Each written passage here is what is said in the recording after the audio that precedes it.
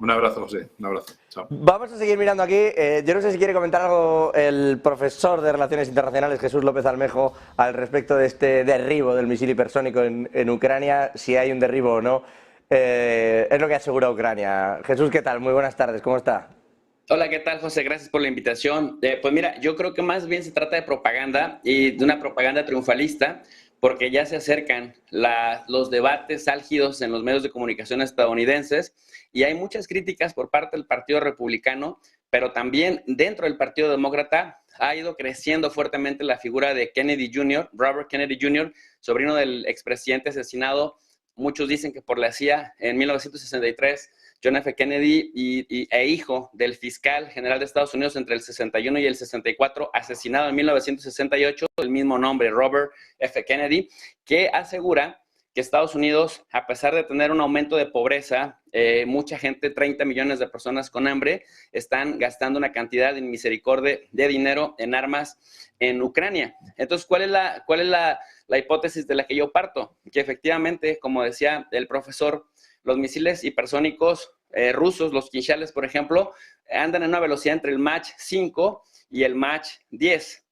Los sistemas Patriot no tienen capacidad para derribarlos. Sin embargo, es importante fortalecer la narrativa triunfalista de Estados Unidos para que se pueda justificar el presupuesto que se da, que dicho sea de paso, el CIPRI, el Centro de Estudios para la Paz de Estocolmo, este think tank o este instituto de investigación que lleva el recuento del presupuesto militar en el que gastan anualmente los gobiernos del mundo, dice que en este momento Ucrania está entre el ejército 9 y 10, con más presupuesto, se entiende, por el tema de la guerra, pero es el ejército ucraniano de toda su historia más hiperfinanciado. Entonces, obviamente, en términos de propaganda, se tiene que hacer mucho ruido con respecto a su efectividad para que se pueda justificar ante los votantes y las audiencias de los países patrocinadores, pues que sí está valiendo la pena el sacrificio y el dinero que se desvía para Ucrania, José. Dentro de todo eso, se han prometido otros 1.200 millones de dólares, por cierto, y hoy en la OTAN, creo que de hecho tenemos un tuit, un gráfico de un tuit que han puesto precisamente el encargado militar de la OTAN en Europa, Rob Bauer, en el que, a pesar de todos los esfuerzos que se están haciendo, como dice, quien no ha acudido es el ministro de Defensa ucraniano. No sé, dentro de todo esto, ¿se está dejando que la guerra se libre fuera? Pues mira, además de él, también se habla de que el comandante supremo de las fuerzas ucranianas, que estaría un peldaño por abajo de él en la jerarquía militar o político-administrativa del ejército de Ucrania, habla de que se ha ausentado o de que no puede llegar ni siquiera por vía conferencia, dice porque la situación en el frente se ha enrarecido y es muy compleja. Eso, los que no somos militares y no conocemos de estrategia militar, pero que llevamos muchos años estudiando el lenguaje político de los militares, se entiende que tiene una situación bastante difícil. Recientemente, el ministro de Defensa de Rusia hablaba de que tan solo en el último mes Ucrania había perdido algunos 15,000 o había tenido por lo menos 15,000 bajas, ya sea en muertes o en heridos, digamos, en soldados que ya no pueden estar en el frente de batalla, solo en el último mes. Y entonces, desde el Pentágono le respondieron que Rusia, desde diciembre más o menos del 2022 a la fecha, había perdido 100,000 soldados, pero no se aportaron pruebas por parte de ninguno de los bandos. Sin embargo, Robert Kennedy Jr. recientemente también, en una entrevista que retransmite Fox News, acaba de señalar que calculan, que estiman, de acuerdo a lo que le dicen analistas del Pentágono cercanos a él, unas 300,000 bajas ucranianas en lo que va del conflicto y por lo menos unos 40,000 civiles, lo cual, bueno, pues nos lleva a pensar que es un desastre total esta campaña y que tiene razón este comandante supremo de las fuerzas ucranianas de no asistir a un evento político si tiene la situación enrarecida en el frente de batalla, José. Profesor, dos cosas. Le hago la pregunta casi directa. ¿Recuerda uno la teoría de juegos de John Nash? Cuando va viendo, ¿no? Retírate de este tratado, ahora lanzo un misil hipersónico, ahora di que has derribado, ahora di, ¿no? De repente va viendo una escalada en la que en algún momento alguien acabará pulsando un botón que no queremos que nadie... Porque a veces dicen, no, es que en Europa parece que les da igual. No, estamos muy lejos, en las antípodas de que nos dé igual que alguien apriete un botón nuclear. lejísimos. No podemos estar más lejos de lo que en cuanto a la querencia. Pero la sensación que da es que dentro de esa teoría de juegos, hasta que de verdad no le entre el miedo real de que eso ocurra a alguien, no se va a parar. Es un poco la escalada que hay. Yo no sé si usted lo ve de esta misma manera. Y aprovecho y le repregunto, dentro de esto, ¿cree que esto podría acabarse convirtiendo en un Vietnam 2 para Estados Unidos? Pues mira, yo creo que empiezo por esta segunda parte, yo creo que puede convertirse en un Vietnam tanto para Estados Unidos como para la misma Rusia, porque recordemos que Estados Unidos tiene un patrón de conducta en donde financia primero a grupos de gobierno y después grupos paramilitares dentro de países en donde supone o en donde está la amenaza a sus intereses nacionales. Me refiero principalmente 1979 a 1989 a los mujahidines y luego a los grupos talibanes en Afganistán, combatiendo justamente contra la Unión Soviética a finales de la Guerra Fría. Y luego recuerdo también que apoyaron a Saddam Hussein de 1979 también a 1988 en lo que sería denominada como la Guerra del Golfo, que empezó en 1980 para derrocar al Ayatollah Khomeini, y después tanto los talibanes como Saddam Hussein se convirtieron en los enemigos públicos número 1 de Estados Unidos, y estamos hablando de campañas de por lo menos 2 décadas o 3 o más en cada uno de estos países.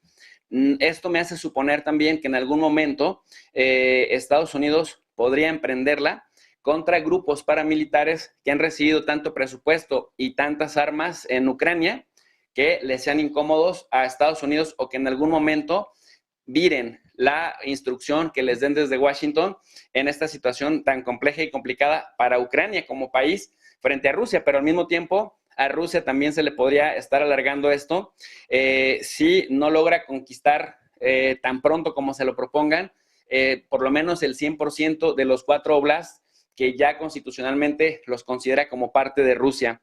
Esto en cuanto a la primera pregunta que haces. En cuanto a la segunda, en la teoría de juegos también las premisas centrales suponen o presuponen que los actores racionales van a maximizar sus utilidades siempre y cuando estén dispuestos a ceder en el punto mínimo aceptable de algo. Es decir, la negociación del costo de oportunidad. Cedo tanto de esto para ganar tanto de esto otro.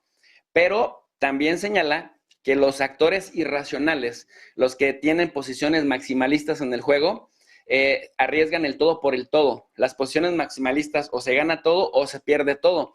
Y en ese sentido, planteándolo en esta guerra de la OTAN y de Estados Unidos en contra de Rusia, tomando como territorio, como arena, como ring de disputa el territorio ucraniano, estaríamos hablando justamente de la guerra nuclear, a la que parece que Polonia nos aproxima. Pero, ojo con esto, cuando uno escucha, por ejemplo, estaba yo viendo la cuenta oficial de Josep Borrell, el jefe de la diplomacia europea, que más bien parece un comandante de medio pelo dispuesto a llegar hasta donde sea posible llegar en términos bélicos, que decía que él tenía la fórmula rápida, inmediata, expedita para llevar la paz a Ucrania, y decía dejarle de mandar armas a Ucrania y pues eso llegaría a la paz, pero no queremos cualquier paz, decía él, decía una paz en la que nosotros podamos negociar y podamos obtener todos los objetivos que nos hemos planteado, o evitar que Putin se salga con todos los objetivos que se ha planteado. Lo decía recientemente, no sé si ayer o hace 2 días, pero esto ¿qué nos da a entender?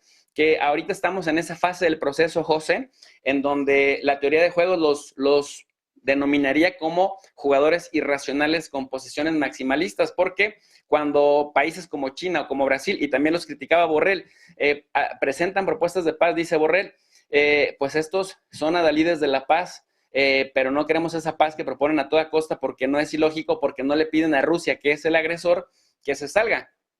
Pero Borrell ignora el tema del Euromaidán, el gobierno golpista de Poroshenko, y que tanto Angela Merkel, François Hollande de Francia, o expresidente de Francia, y Jens Stoltenberg, secretario general de la OTAN, que además ya se debió haber ido hace un año, reconocen públicamente, y lo han dicho en diversas entrevistas, que en este periodo del 2014 a la fecha, hasta por lo menos 2022, solo ganaban tiempo para profesionalizar a las fuerzas ucranianas y para armar a las fuerzas ucranianas, de tal suerte que pudieran por lo menos dar la batalla por Crimea ya no se diga por las 4 provincias o por los 4 oblasts, que ahora tiene pues Rusia control sobre parte de ellos. Entonces, sí, hay irracionalismo por parte de los dos bandos y esto puede hacer, volviendo entonces a la segunda de las preguntas que hacías, que se convierta en una especie de Vietnam tanto para Rusia por un lado, como para Estados Unidos y Europa por el otro. Jesús, a ver, claro, en estas posiciones irracionales el peligro es que no hay nadie que no quiera saltar al abismo y eso, bueno, pues no augura un buen futuro, ¿no?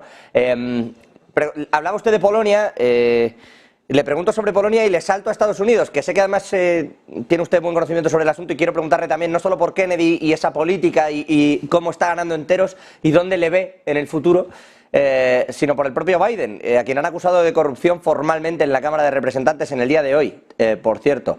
Pero antes de eso, decía usted, parece que Polonia busque esa guerra. ¿Por qué Polonia?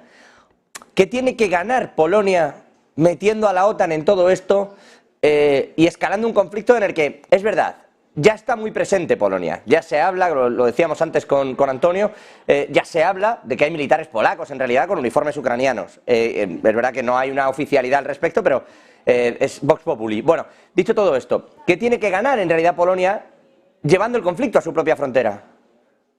Mira, yo he estado hablando con colegas polacos, bajo condición de anonimato obviamente, que señalan que en Polonia la ciudad esta de Leópolis es una herida que todavía sigue bastante fresca, pues hasta 1939 fue polaca y porque allí acontecieron en el contexto de la Segunda Guerra Mundial pues varios crímenes en contra de población judía, 100,000 judíos más o menos aproximadamente a manos de las organizaciones nacionalistas ucranianas que lideraba Stepan Bandera, que por cierto en el gobierno de Poroshenko y de Zelensky ha sido nuevamente enaltecido hasta que llegan las críticas de la comunidad internacional por seguir teniendo a Stepan Bandera como un referente del nacionalismo ucraniano.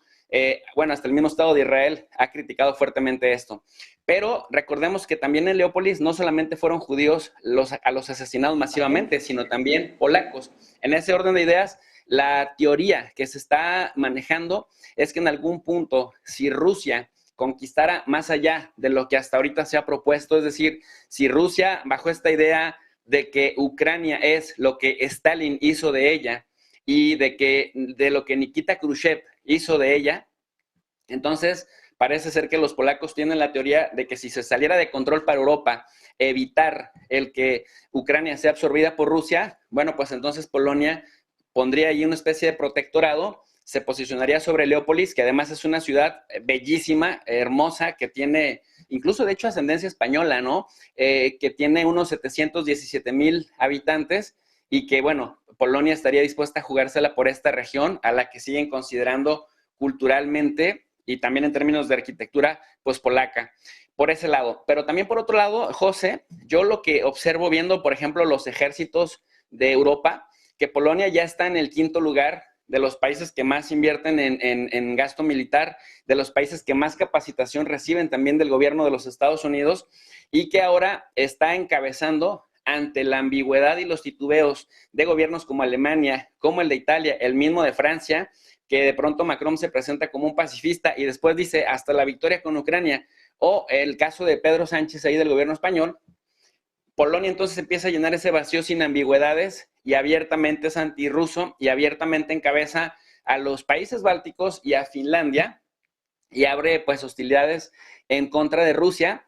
Y yo lo que hipotetizo, además del interés que tienen por este territorio de Leópolis, creo que también los polacos intentan posicionarse como líderes, los que se conocen como otanistas, porque a final de cuentas eso se convierte en presupuesto militar, es decir, quiénes de los que reciben apoyo y quiénes de los que estarían dispuestos a seguir combatiendo, por lo menos discursivamente, en contra de Rusia, se han manejado sin ambigüedades, pues Polonia, abiertamente antirruso. Entonces, creo que va por ahí, ganar protagonismo para posteriormente ganar apoyo económico para el aspecto militar.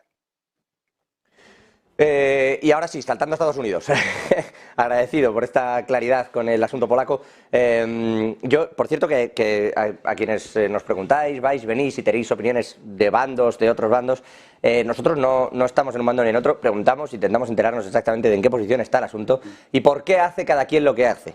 Y desde ahí contarlo, no tomar partido, que en este caso concreto además no, desde luego en negocios no estamos en eso. Jesús, con respecto a Kennedy, ¿le ves candidato? ¿Le ves entrando en esa revolución y crees que está utilizando precisamente lo que está ocurriendo en Ucrania para, oye, volvamos a ese terreno político que hace tiempo la familia dejó de lado?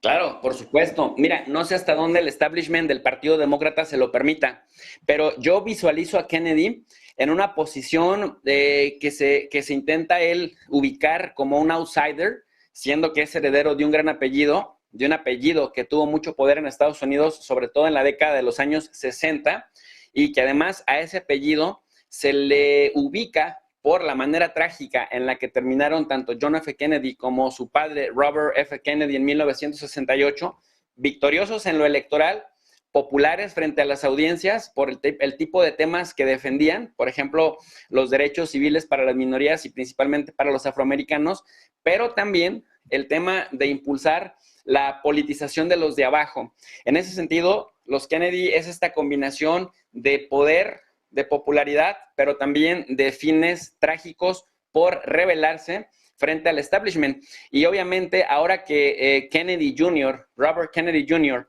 aunque solamente tiene en este momento un 19% de aceptación entre los votantes demócratas, ha hecho críticas muy fuertes, por ejemplo, a la CIA. Dice que su padre y su tío habían descubierto a la CIA, a un ente oscuro, digamos, no dice muchos secretos porque pues esto más o menos quienes lo vemos desde fuera con ojos externos, pues es más o menos como vemos a la CIA, como un ente oscuro que organiza golpes de Estado en los países que tienen gobiernos que no se alinean a las órdenes de Estados Unidos, pero también que no le rinden cuentas a buena parte del gobierno de Estados Unidos, sino que es una especie de organización que se maneja más o menos de forma independiente dentro de Estados Unidos. Esto es lo que ha dicho Kennedy Jr. y lo que hace que aquellos estadounidenses que ven con ojos no muy buenos, es decir, que ven con bastante dudas a las agencias de seguridad y de espionaje de Estados Unidos, particularmente a la CIA, que además dice Kennedy Jr., no solamente espía hacia afuera de las fronteras, sino también hacia adentro de las fronteras. Mi padre dice, intentó reorganizar, pero pues se quedó en el camino. Yo, por supuesto, que reorganizaría a ese ente y lo haría rendir cuentas, es decir, que no sea un ente opaco y oscuro y que no vaya en contra de la democracia, porque es uno de los principios fundamentales que promueve Estados Unidos en el mundo. Y dos, en la medida que Joe Biden muestra esta especie de demencia senil, que se cae cada 3 pasos, que de pronto pierde la, pues no sé, la ecuanimidad o pierde la espontaneidad o se le olvida en dónde está y se le ha visto pues muy desconcertado en plenos eventos. Si logra posicionar Kennedy que dentro del Partido Demócrata él sí es ecuánime, él sí es articulado, él sí está en sus 5 sentidos y él sí es un outsider, que estas masas silenciosas que no son activistas pero que sí salen a votar en las fechas particulares, creo que si logra cerrar para el tema de las primarias, se podría convertir en una especie de Bernie Sanders, pero a diferencia de Bernie Sanders, pudiera llegar a competir, sobre todo por el estado en el que se encuentra Joe Biden, con cada vez menos popularidad. Dice el sitio 538 que ya tiene un 40% de aprobación, y eso es pues prácticamente una constante en todo el último año de guerra, José.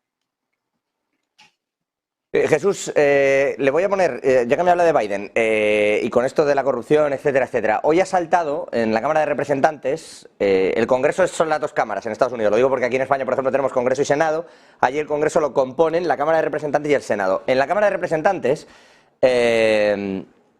quien se encarga, el presidente del comité encargado de las investigaciones por corrupción y etcétera, porque también mira la regulación y que se esté cumpliendo todo, esta tarde ha hecho unas declaraciones durísimas, durísimas, más allá de que sea republicano. Las declaraciones son durísimas contra la familia Biden. Las vamos a escuchar, Jesús, y le pregunto por ellas porque les acusa directamente de haberse llevado más de 10 millones de dólares. Le escuchamos. I'm pleased but not surprised to hear Republican Minority Leader of the United States Senate saying that at our meeting that the United States is not going to default, never has, and it never will. Este es Biden hablando del techo de deuda, que enseguida también vamos con eso, pero me refería a esos 10 millones, a ese total, a esas declaraciones desde la Cámara de Representantes, que de verdad son duras las declaraciones porque acusan a un presidente y a su familia de haber logrado 10 millones de dólares en inversiones extranjeras. A ver si podemos escucharle ahora. During Joe Biden's vice presidency. The bank records show the Biden family, their associates, and their companies received over $10 million from foreign nationals and their companies. Ojo, Jesús, es que la acusación es muy fuerte y además están relacionados parte de los pagos, profesor, con Hunter Biden y su socio, con Devon Archer, que se estuvieron llevando más de 1 millón de euros anual desde el año 2014 de una empresa ucraniana de energía, con cuyo presidente ejecutivo llegó a cenar, ya siendo vicepresidente y encargado de la política exterior de Ucrania, el propio Joe Biden, llegó a cenar, digo, con ese vicepresidente ejecutivo, el ahora presidente de los Estados Unidos. Se habla mucho de Trump, que tiene lo suyo, pero estas son acusaciones gravísimas contra los Biden.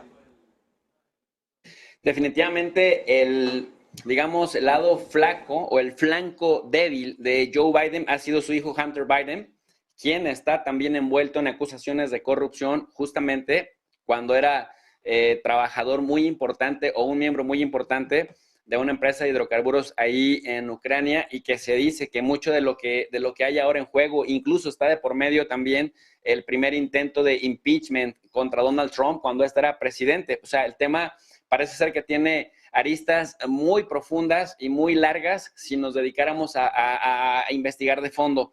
Pero además de esto, también se le acusa de que recibe dinero de empresarios chinos. Y hay que decir, en Estados Unidos está permitido que los extranjeros puedan invertir, ¿no? De acuerdo a la FARA, la Foreign Agents Registration Act, puedan invertir en lobbies, en firmas de relaciones públicas, para que se acerquen con políticos de alto nivel, pues para promover sus intereses. Los particulares extranjeros también lo pueden hacer. Sin embargo, de lo que se acusa a Joe Biden es de no reportar estos encuentros y de que estos agentes extranjeros, algunos de ellos de nacionalidad china, y mire que China en este momento, de acuerdo a la última encuesta Gallup de marzo del 2023, China está considerada por el 73% de los encuestados como el principal adversario de los Estados Unidos, y bueno, pues Rusia queda en un muy lejano segundo lugar. Así que todo lo que puedan vincular con la influencia china vía financiamiento al principal tomador de decisiones del país, pues puede ser bastante grave.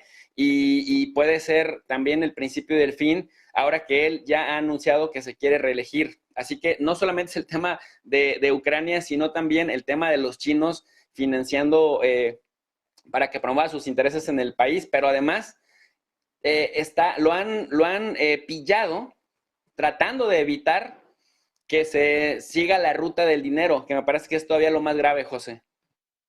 Además, hablan precisamente de eso, de que a más, que claro, da que pensar, porque pues esto es como cualquier casa, ¿no? Tú dices, yo no he sido, y te dicen, bueno, pero has tratado de ocultarlo. Y dices, no he tratado de ocultarlo, hombre, para no parecer que lo ocultas, hay hasta 3 pagos intermediarios y la familia Biden acaba recibiendo el dinero a través de pagos en sucursales en Rumanía. Eso es lo que argumenta la Cámara de Representantes, insisto, no un documento de un tipo conspiranoico. La Cámara de Representantes argumenta todo esto y le ha pedido una investigación al FBI, que hoy ha recibido estos documentos, porque efectivamente hoy el FBI tenía que dar una respuesta y como no ha sabido darla, tiene que realizar ahora una investigación al respecto, a menos que digan algo de aquí a lo que les queda de horas. Entonces, efectivamente, la situación es asaz preocupante en Estados Unidos, sobre todo porque en teoría los dos grandes candidatos que iban a todo esto eran Donald Trump y Joe Biden, más allá de si era... se habló por aquí de que era una lucha por un tercer mandato de la tercera edad, ¿no? Pero la realidad, digo el tercer mandato por Donald Trump, sería el siguiente, por esas vueltas, ¿no? Entre Donald Trump y Joe Biden, perdónenme. Y digo, por ver quién consigue eso. Pero ahora Joe Biden con esto, Donald Trump enjuiciado, menuda película. Imagínate que luego son ellos los que invaden en el nombre de la democracia y son los que certifican qué países combaten la corrupción, son ellos los que certifican qué países sí representan los valores occidentales, cuando en casa, además que tienen este problemón, José, del fentanilo, y tienen este problema enorme de los tiroteos masivos por lobos solitarios que agreden a personas inocentes, desarmadas en escuelas, en plazas comerciales, que dice Gun Violence Archive, que ya alcanzan los 40,000 muertos anuales por armas de fuego y que ninguno se atreve a hacer nada contra ellos, pues a Donald Trump ya lo encontraron culpable de abusar sexualmente de una periodista y también de calumniarla. Se abusa sexualmente, la calumnia, y nada más le van a cobrar $5 millones porque el tema se decidió en lo civil y no en lo penal. Por ahí hay quien dice, acaban con la reputación de Trump, si es que tiene y si es que le importa tenerla, pero luego ves a Joe Biden que anda como por las mismas y dices, menuda élite política que se carga el vecino del norte. Desde luego, yo no sé qué va a pasar y cómo se va a lidiar con todo esto. Jesús López Armejo, profesor de Relaciones Internacionales, un gusto, como siempre, tenerle por aquí, analizar la situación. Se nos quedan más cositas en el tintero, pero vamos a mirar también un poquito a la economía en estas alturas y seguro volveremos a charlar, que es un placer. Abrazo fuerte. Muchas gracias, José. Un abrazo. Bueno.